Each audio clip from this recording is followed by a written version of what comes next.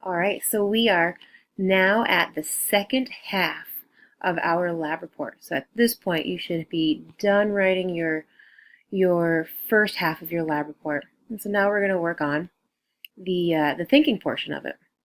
And so here, if you see here, we have the data section. This actually is a pretty simple section to get through. The only thing that we're going to include here is the data tables. We want to make sure that we have both our quantitative and qualitative data. We want to make sure that we have it labeled.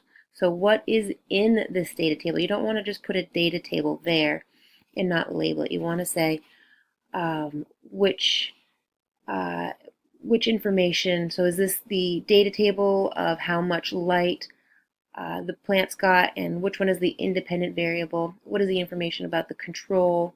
So make sure everything is clearly labeled. And so you can see here, right here, table 1, this table shows the time that it took the roto recovery vehicle to fall from a given height during 3 separate trials. So you can see right here that this is very clearly explained, so you know what you're looking at. But not a lot of time spent here. Data table, explain that it's a data table, and make sure that it's labeled that this is your data section. The discussion section, this is where you're going to spend most of your time. This is the thinking section.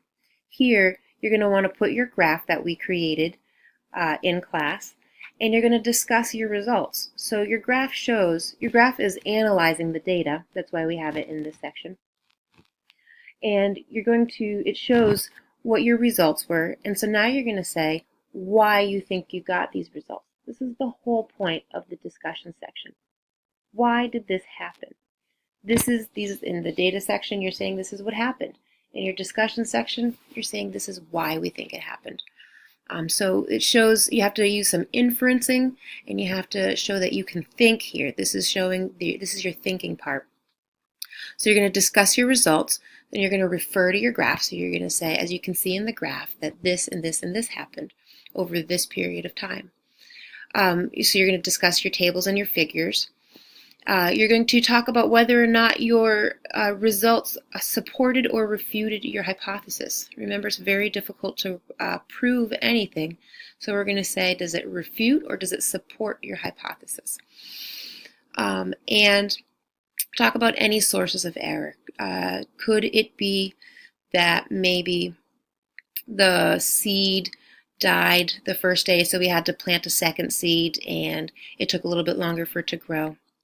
One thing that is not acceptable is human error. You can't just say human error because it's too vague. What does that mean? It could be anything.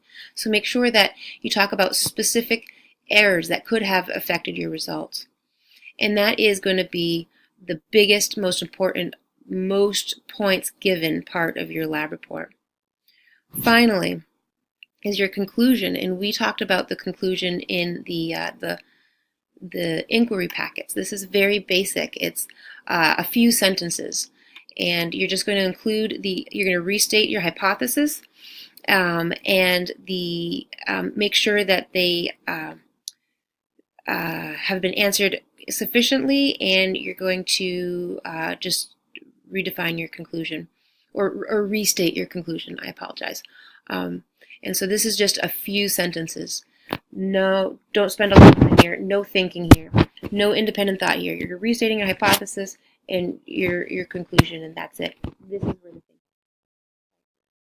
these are where the points are. So spend your time here, and I hope this helps.